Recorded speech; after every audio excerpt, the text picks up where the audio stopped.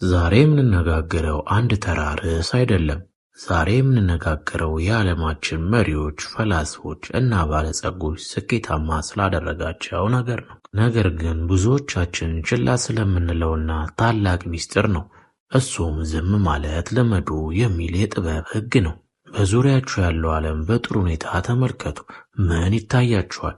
ጫጫታ፣ ክርክር፣ ጩኸት ወይንስ ራስን ስለማሳየት የሚደረግ እሽቅድድሞሽ? ወይንስ ደግሞ ማለቂያ የሌለው የቃላት ጋጋታ ነው? ሰላም! እንኳን ወደ ጥበብ መንገድ ዩቱብ ቻናል በሰላም መጡ። ዛሬ በሕይወታችን ውስጥ ትልቅ ለውጥ ሊያመጣ ስለሚችለው አንድ ታላቃዊ የሚስጥር ጥበብ እንነጋገራለን። እሱም ዝም ማለት ልመዱ የሚል ነው። ቪዲዮን ከመጀመራችሁ በፊት ቤተሰብ ያልሆናችሁ ሰብስክራይብ እንድትሉና ለወዳጅ ዘመዶቻችሁ ሊደርስ ሼር እንድታደርጉ እየጠየቁ ወደ ቪዲዮ አመራለሁ። በዚህ ዘመን መናገር እንደ ትልቅ ጀግንነትና የእውቀት ምልክት ተደርጎ ይወሰዳል። ብዙ የተናገረ ሰው የሰለጠነ፣ ዝም ያለ ሰው ደግሞ የተሸነፈ ወይንም ምንም የማይገባው ይመስለናል። ነገር ግን ታሪክ የሚነግረን እውነት ፍጹም ተቃራኒ ነው። የዚችን ምድር አቅጣጫ የቀየሩ ታላላቅ ግዛቶችን የመሩ የሰው ልጅን አስተሳሰብ የገነቡ ስልጡን ሰዎች ሁሉ አንድ የጋራ ምስጢር ነበራቸው። እሱም ዝምታን የመግዛት ጥበብ ነው። እስቲ አንድ ጥያቄ ልጠይቃችሁ። ለመጨረሻ ጊዜ ሙሉ ለሙሉ ዝምታ የነገሰበት ካለምንም ሐሳብና ጫጫታ ያረፈበት ጊዜ መች ነበር? እውነተኛ ኃይል፣ እውነተኛ ክብርና ጥበብ ያለው መቼና የት እንዴት ዝም ማለት እንዳለብን ማወቅ ላይ ነው። ብዙ ጊዜ በመናገራችን እንጸጸታለን። ነገር ግን ዝም በማለታችን የምንጸጸትበት ጊዜ በጣም ጥቂት ነው። ንግግር የብር ያህል ኃይል ቢኖረው ዝምታ ደግሞ የወርቅ ኃይል ዋጋ አለው የሚባለው በምክንያት ነው። በዚህ ሰፋ ያለ ቪዲዮ ዝምታ እንዴት ሕይወታችንን በጥሩ ሁኔታ እንደሚቀይረው፣ በሰዎች ዘንድ ያለንን ተሰሚነትና ክብር ወደ ሰማይ እንደሚያደርሰውና የአእምሮ ሰላማችንን ጠብቃችሁ ወደ ስኬት እንዴት እንደምትጓዙ ደረጃ በደረጃ እንመለከታለን። ይህንን ቪዲዮ እስከ መጨረሻ ስትከታተሉ ስለ ቃላት ያላችሁ እይታ ሙሉ በሙሉ ይለወጣል። የመጀመሪያ የምንመለከተው የዝምታ ምንነት ነው። ሰዎች ዝምታን የሚፈሩት ለምንድን ነው? ምክንያቱም ዝም ስልን ከራሳችን ጋር እንቀመጣለን። ከራሳችን ድክመት፣ ከራሳችን ፍርሃትና ካልተለመዱ የህይወት ጥያቄዎች ጋር ፊት ለፊትም እንጋፈጣለን። ታዋቂው ፈላስፋ ብሌዝ ፓስካል እንዲህ ብሎ ነበር፣ የሰው ልጅ ችግሮች በሙሉ የሚመነጩት አንድ ሰው በአንድ ክፍል ውስጥ ብቻውን በዝምታ መቀመጥ ባለመቻሉ ነው ይላል። እስቲ ያስቡት፣ ስልካችንን ጥለን ሶሻል ሚዲያን ዘግተን ከሰዎች ወሬ ርቀን ለአንድ ሰዓት ብቻ መቀመጥ ይከብደናል። ሁልጊዜ አይምሯችን ጩኸት ይፈልጋል። ወይ ፊልም ማየት፣ ወይ ሙዚቃ መስማት፣ ወይ ከሰው ጋር ማውራት እንፈልጋለን። አንድ ሰው ሲያበሳጫችሁ፣ ሲሰቻችሁ፣ ወይም ደግሞ ያላረጋችሁትን ነገር አድርጋችኋል ሲላችሁ መጀመሪያ ወደ አይምሯችሁ የሚመጣው ምንድን ነው? ወዲያውኑ መልስ መናገር ወይስ ወዲያውኑ መከላከል ወይንስ ደግሞ መሳደብ? ይህ ተፈጥሯዊ ስሜት ቢሆንም ስሜታዊ ሆኖ መናገር ግን ሁል ጊዜ ጸጸት ነው የሚወልደው። በቁጣ ጊዜ የሚወጡ ቃላት ልክ እንደተተኮሰ ጥይት ናቸው። ተመልሰውም አይመጡም፣ ነገር ግን ትልቅ ጉዳት ያደርሳሉ። ፈላስፋው ሴካስ እንዳለው ንግግር የሰዎች ነው፣ ዝምታ ግን ጥበብ ነው ይላል። ሴካስም አባባሉ የሰዎች ትልቁ ድክመት ስሜታቸውን መቆጣጠር አለመቻል እንደሆነም ይናገራል። ነገር ግን ስድቡን በዝምታ ስትመልሱት ያንን ሰው አቅምም ታሳጡታላችሁ። ዝም ማለታችሁ የእናንተን ዝምታ ያንን ስሜት የመቆጣጠር መብት ላንተ አልሰጥም የሚል ከባድ መልእክትም ያስተላልፋል። ሁለተኛው ደግሞ ዝምታን መልመድ ምን ማለት ነው የሚል ነው። የመጀመሪያው ምላሳችንን መቆጠብ ነው። በሁሉም ቦታ ላይ አስተያየት ከመስጠት መቆጠብ። ሁለተኛው ደግሞ የአእምሮ ጸጥታ ነው። ይህ ደግሞ ከጭንቀት፣ ካልተፈለገ ሐሳቦችና ከማይጠቅሙን ነገሮች ራሳችንን ማራቅ ነው። ሶስተኛው ደግሞ የማዳመጥ ጥበብ ነው። ሁሌም ቢሆን ሰዎችን የሚያወሩትን ነገር ስናዳመጣቸው መልስ ለመስጠት ብለን ሳይሆን የምንሰማቸው እነሱ ያሉበትን ነገር ለመረዳት ይሁን። ሌላው ደግሞ የ5 ሰከንድ ሕግ ነው። ከዛሬ ጀምሮ ሕይወታችሁ ላይ ተግባራዊ የምታደርጉትን ሕግ ልንገራችሁ። ማንኛውም ስሜት ቀስቃሽ ነገር ሲገጥማችሁ የጽሑፍ መልእክትም ሆነ የፊት ለፊት ንግግር መልስ ከመስጠታችሁ በፊት ለ10 ሰከንድ ሙሉ በሙሉ ዝም በሉ። ያ 10 ሰከንድ አእምሮአችንን ከእንስሳዊ ስሜት ወደ ጥበበኛ አስተሳሰብ እንዲቀየርም ያደርጋል። ታዋቂው የሩሲያ ጸሐፊ ሌቭ ቶልስቶይ ስለ ዝምታ ጥልቀት ሲናገር እንዲህ ይላል። ዝምታ የቃላት ማጣት አይደለም፣ ይልቁንም ዝምታ ቃላት ሊሸከሙ የማይችሉትን ታላቅ እውነት መኖሩን ማሳያ ነው ይላል። አዎ እውነቱን ነው። አንዳንድ ጊዜ በቃላት የምንገልጸው ነገር ያንስብናል። በፍቅር በሐዘንና በትላልቅ ስልጣኔዎች ዝምታ ትልቅ ስፍራ አለው።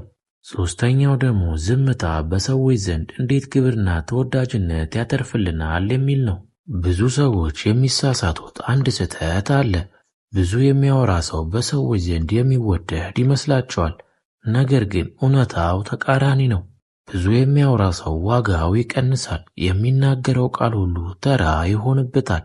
በዝምታ ውስጥ ግን ትልቅ ማግኔታዊ ኃይል አለ። ስለ ስልጣን ተጽዕኖ ፈጣሪነት ትልቅ መጽሐፍ የጻፈው ሮበርት ግሪን ዘ 48 ሎው ኦፍ ፓወር በሚለው መጽሐፉ ላይ በሕግ ቁጥር 4 ላይ እንዲህ ይላል። ሁልጊዜ ከሚያስፈልገው በላይ ያነሰ ተናገር። ሰዎችን በአስገራሚ ቃላት ለማስደንገጥ በሞከርክ ቁጥር በዛ ቦታ ላይ ተራ ሆነህም ትታያለህ። ነገር ግን ጥቂት ቃላትን በዝምታ ከተናገርክ የምትናገረው ነገር ሁሉ ትልቅና ትልቅ ዋጋ ያለውም ይሆናል። ሰዎች ዝም የሚሉ ሰዎችን ያከብራሉ። ምክንያቱም ዝም የሚል ሰው ምን እንደሚያስብ አይታወቅም። ዝምታ ምስጢራዊነትም ይሰጣችኋል። ስትናገሩ ደግሞ ቃላቶቹ እንደሚሳል ሄደው የታለመበትን ቦታ ይመታሉ። ዝምታ መለማመድ አውቆ ከመናገር የበለጠ ከባድ ነው። ወይ ከዝምታ የተሻለ ትርጉም ያለው ቃል ተናገር፣ ካልሆነ ደግሞ ዝም በል። እስኪ ራሳችሁን ጠይቁ። ባለፈው ሳምንት ውስጥ ተናግራችሁ የተጸጸታችሁት ይበልጣል ወይስ ዝም ብላችሁ የተጸጸታችሁት? አብዛኛው ሰው ተናግሮ ነው የተጸጸተው። ዝምታ ግን በፍጹም እንድትጸጸቱ አያደርጋችሁም። አራተኛው ደግሞ ዝምታን ለመልመድ የሚረዱን 4 ተግባራዊ መንገዶች ናቸው። ታዲያ ይህንን ታላቅ የጥበብ መንገድ እንዴት ሕይወታችን ልናደርገው እንችላለን? ዝምታን ለመልመድ እነዚህ 4 መንገዶች በየቀኑ ተለማመዱ። የመጀመሪያውና አንደኛው ለመመለስ አታዳምጡ፣ ለመረዳት አዳምጡ። አብዛኛው ጊዜ ሰው ሲያወራን እኛ በአእምሮአችን ውስጥ መልስ እየመረጥን ነው። ነገር ግን ይህ ስህተት ነው። ንግግሩን ሙሉ በሙሉ ጨርሶ እስኪተነፍስ ድረስ በዝምታ ስሙት። ከዚያም ከመመለሳችሁ በፊት ለተወሰነ ሰከንድ ዝም በሉ።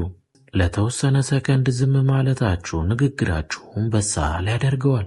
ሁለተኛው ደግሞ አላውቅም ወይንም አስተያየት የለኝም ማለት ልመዱ። ሁሌም የፖለቲካ ሆነ የኢኮኖሚ የሰዎች ወሬ ውስጥ መግባት የለባችሁም። በሰዎች ወሬ ውስጥ የእናንተ ሐሳብ የግድ አያስፈልግምና። ሶስተኛው ደግሞ የዲጂታል ዝምታን ተለማመዱ። በቀን ውስጥ ቢያንስ ለ30 ደቂቃ ያህል ቲቪያችሁን አጥፍታችሁ ወይንም ደግሞ ስልካችሁን አጥፍታችሁ ካጠገባችሁ አርቃችሁ በዝምታ ተቀመጡ። ቀጥሎ ማስታወሻ ደብተራችሁንም ይዛችሁ ሐሳባችሁን ጻፉ። ይህም አእምሮአችን እረፍት እንዲኖረውም ያደርገዋል። አራተኛው ደግሞ በንዴት ጊዜ ዝምታን መምረጥ ነው። ንዴት ጊዜያዊ የአእምሮ እብደት ነው። በንዴት ጊዜ የሚወጡ ቃላቶች ግንኙነትን ያፈርሳል። አንድ ተረት አለ።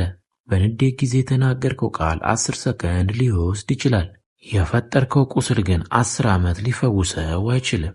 ስለዚህ በተቆጣችሁና በተናደዳችሁ ጊዜ ከመናገር ተቆጠቡ። ሁሉንም ነገር መናገር ወይንም ለሰሙት ነገር ሁሉ ምላሽ መስጠት አይጠበቅባችሁም።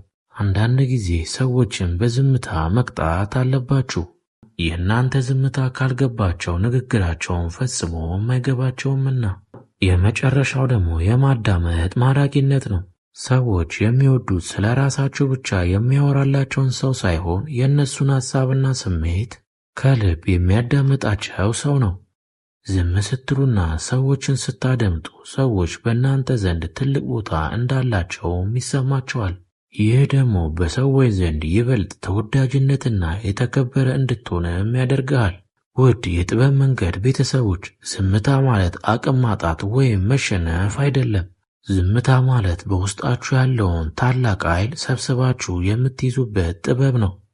ከዛሬ ጀምሮ ሕይወታቸውን ቀይሩ። በየቀኑ ዝምታ ልመዱ። ስራችሁ ከእናንተ ልቅ ይናገራል።